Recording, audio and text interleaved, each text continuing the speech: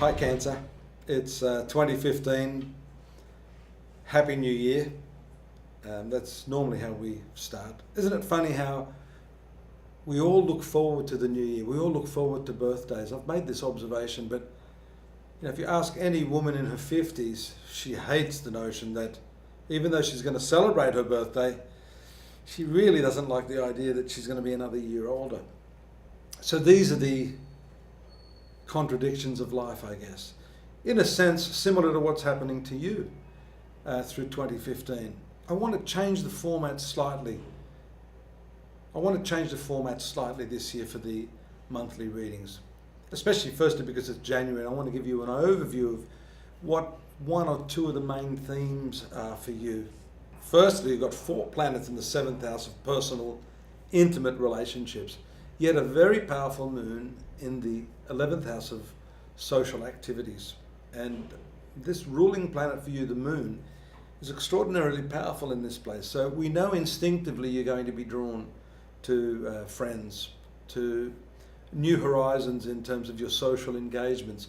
But you do have this other pressing need through the coming year to deal with the issues of your relationships. Here I get a sense, and you've got to be careful of this because what I'm seeing for you, Cancer, is this comparative analysis. Sometimes what happens is once we meet someone at this level, even if the relationship doesn't develop with that person, then we tend to use that as a benchmark and we start to compare other people to that person, to their attributes, to their characteristic personality traits.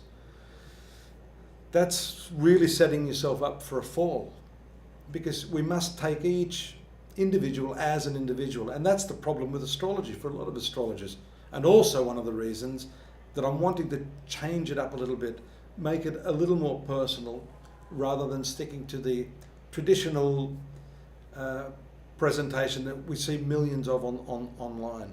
I think this is going to help you a lot more. So the balancing between these two dimensions of your life, I think, is a real issue for you throughout 2015. How do you divide your loyalties without appearing to divide your loyalties?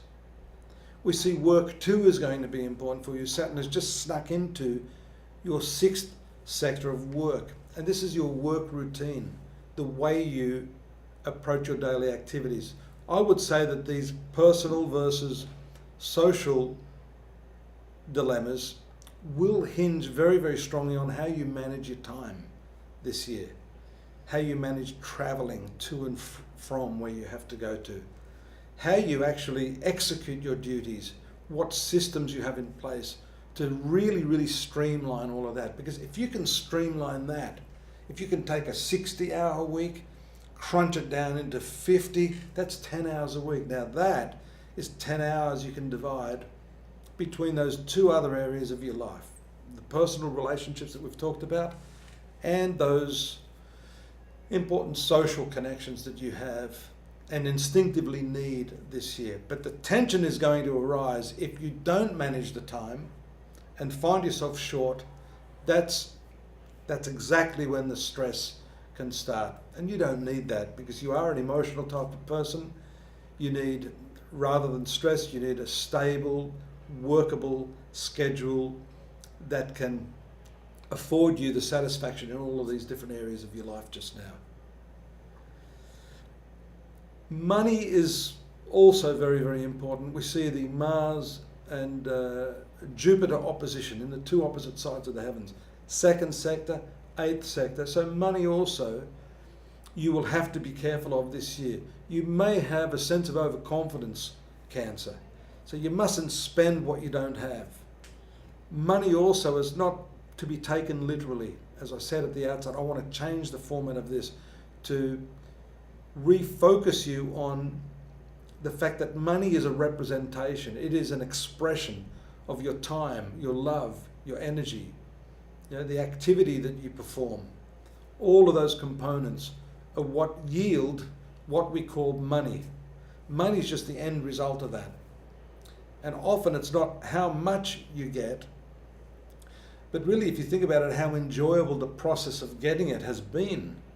So I'd like you to focus on that principle this year, and in particular in January, by giving thought to some of these different departments of your life.